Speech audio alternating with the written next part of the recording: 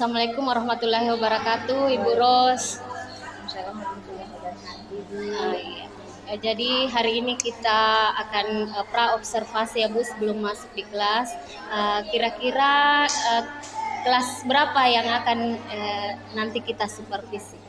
Untuk kali ini kita akan mensupervisi kelas 84. Jam berapa jam di situ? 2 jam pelajaran. Berapa orang di dalam kelas? Dalam kelas itu kelas 84 terdiri dari 20. Iya.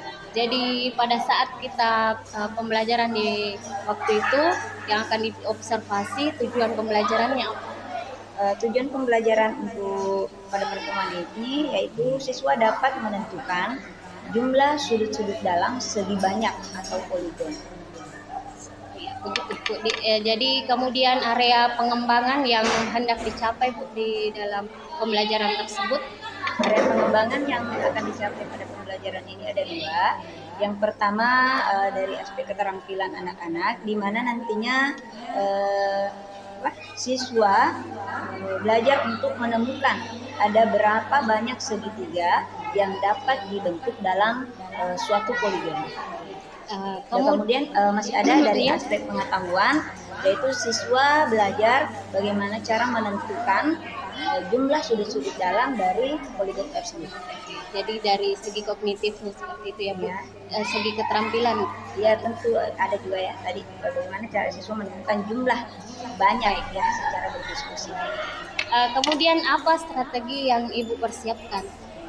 Untuk pembelajaran ini saya mempersiapkan gambar-gambar berupa gambar-gambar poligon atau segi banyak, di mana nantinya akan dikerjakan siswa secara berdiskusi untuk menemukan berapa banyak segitiga yang ada di dalamnya.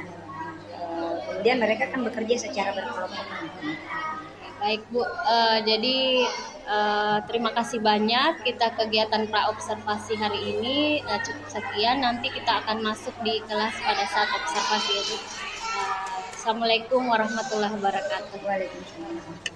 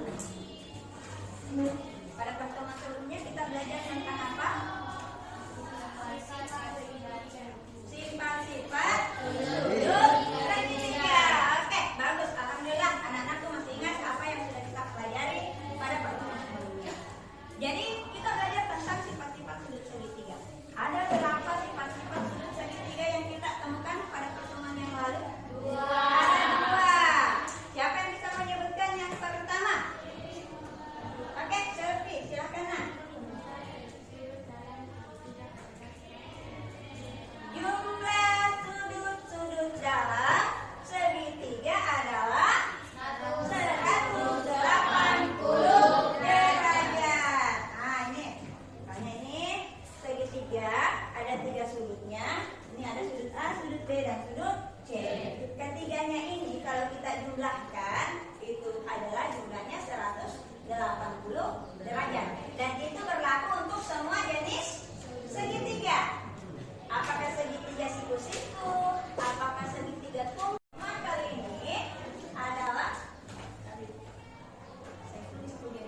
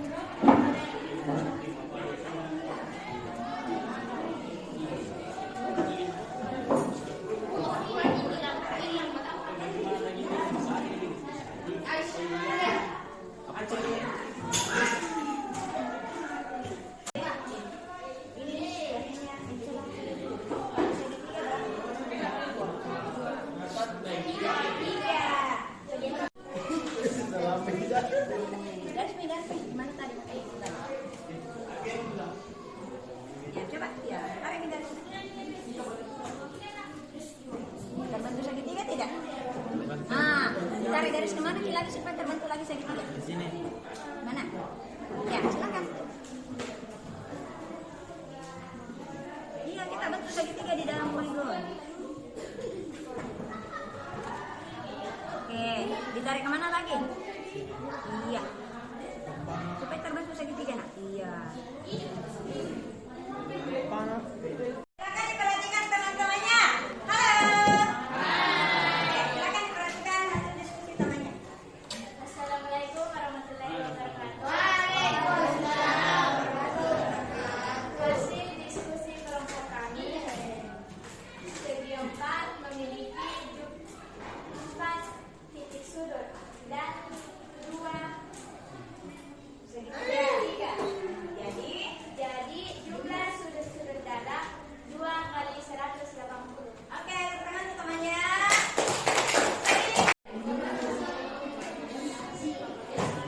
Suaranya, nak. Bisa ditambah suaranya, nak. Diskusi kelompok kami Segi 5 memiliki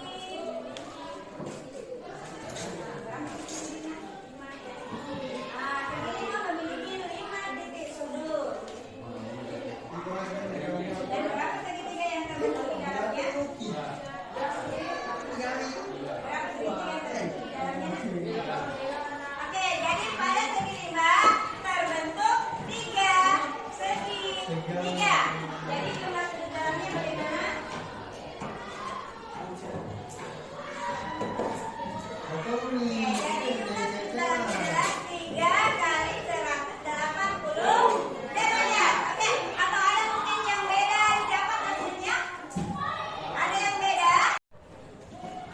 Baik, tadi anak-anak sudah mengerjakan, sudah menghitung berapa segitiga yang terbentuk pada setiap poligon. Kita ulang kembali ya. Segi 4 berapa segitiganya? 2. Titik sudutnya? 4. 4 titik sudutnya, 2 segitiganya. Kalau segi 5 berapa titik sudutnya? 5 titik sudutnya. Segitiganya ada? 3. Lanjut, segi 6 berapa titik sudutnya? 6. Segitiga yang terbentuk ada? 4.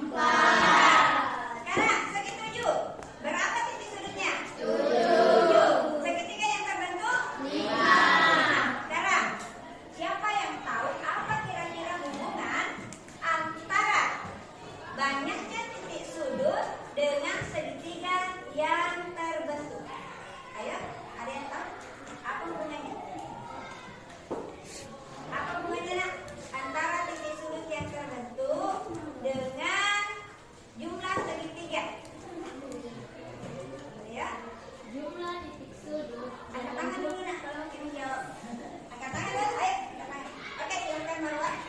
jumlah titik sudut dengan jumlah segitiga berbeda 2. Oh iya, jumlah titik sudutnya setiap poligon selalu berbeda 2 atau selisih 2 dengan jumlah segitiga yang terbentuk. Jadi, kalau ibu misalkan segi 15, ya. Berarti cara menghitung jumlah sudutnya bagaimana, nak? Bagus sekali. Langsung 15-nya dikurangi 2 jadi 13 dikali 180 derajat. Tepuk tangan dulu untuk temannya. Refleksi setelah kita melakukan kegiatan pembelajaran. Sebentar, Ibu akan bagikan kertas atau lembaran refleksi. Silakan anak-anak tulis sesuai dengan perasaan dan pengalaman belajar kalian hari ini. Ya. Setelah diuji, nanti akan diujikan kembali. Sini kan cok, jangan cok. Maafin. Bismillahirrahmanirrahim. Assalamualaikum warahmatullahi wabarakatuh. Waalaikumsalam warahmatullahi wabarakatuh.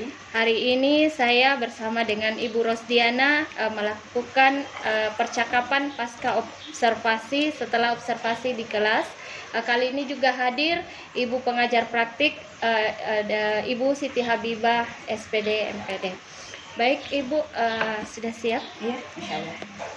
Oke, bagaimana Ibu perasaan Ibu Rosdiana setelah kita lakukan observasi di kelas? Perasaan saya setelah melakukan observasi di kelas, yang jelasnya saya merasa senang, alhamdulillah. Dan kemudian selama proses pembelajaran sebagian besar anak-anak aktif, dan alhamdulillah saya lihat sebagian besar anak juga memahami materi yang saya sampaikan. Alhamdulillah ya Bu. Kemudian apa saja kelebihan dari proses mengajar Ibu saat observasi? Menurut saya kelebihannya adalah di sini kan anak-anak menemukan rumus. Anak-anak menemukan rumus sendiri, dan di situ saya menggunakan media atau gambar, beberapa gambar segi banyak atau beberapa gambar poligon. Jadi anak-anak bisa menemukan secara langsung tanpa proses menghayal ya. Jadi anak-anak lebih mudah memahami. Luar biasa Bu. Jadi saya juga melihat pada saat observasi memang Ibu menggunakan media-media yang sesuai dengan tujuan pembelajaran Ibu, dan terlihat memang sangat aktif di dalam pembelajaran. Baik Ibu, pertanyaan berikutnya adalah kira-kira adakah kekurangan pada saat Ibu mengajar pada saat itu? Ya, memang saya akui masih ada beberapa kekurangan. Yang pertama, pembelajaran yang saya lakukan ini mungkin belum berdiferensiasi. Kemudian yang kedua, masih ada sebagian kecil anak-anak yang kurang aktif dalam mengikuti pembelajaran. Oh iya Bu, memang pada saat saya observasi di situ saya lihat ada beberapa anak-anak yang tidak aktif. Mungkin bukan ini ya, dia mungkin bukan minatnya di situ seperti itu. Baik Bu, dari kekurangan itu kira-kira adakah solusi yang bisa Ibu lakukan untuk mengatasi masalah yang tadi? Untuk masalah belum mengarah ke pembelajaran berdiferensiasi, saya lihat kan sekarang sudah banyak webinar-webinar ya Bu ya, yang membahas materi-materi tentang ini. Insya Allah mudah-mudahan saya punya waktu dan kesempatan untuk mengikuti, dan mungkin juga bisa kita usulkan nanti ya di Kombel Belajar di sekolah kita untuk membahas materi tentang pembelajaran yang berdiferensiasi. Kemudian untuk anak-anak yang masih tidak aktif, nanti saya akan mencoba bagaimana cara mencari untuk dapat memotivasi anak-anak ini. Mungkin betul yang dikatakan tadi Ibu, mungkin mereka kurang minat pada pembelajaran matematika. Jadi suatu PR juga buat kita, bagaimana caranya mencari motivasi apa yang kita bisa berikan kepada anak-anak yang seperti ini. Iya Bu, luar biasa ya Bu. Jadi Ibu sudah mendapatkan solusi dari masalah yang kita hadapi pada saat pembelajaran. Kira-kira kapan bisa dilaksanakan Ibu solusi tersebut? Insya Allah kita kan masih ada beberapa pertemuan sebelum ujian. Kemudian saya lihat juga webinar-webinarnya hampir setiap hari ada webinar ya. Mudah-mudahan ada yang webinar saya dapat tentang pembelajaran berdiferensiasi sebelum masuk ujian semester ini. Oke Bu. Terima kasih banyak Bu. Saat observasi saya melihat Ibu tahapannya sudah sesuai modul ajar, menggunakan media yang menarik, namun memang belum berdiferensiasi. Terima kasih banyak Ibu atas kesediaannya di observasi, semoga memberi manfaat.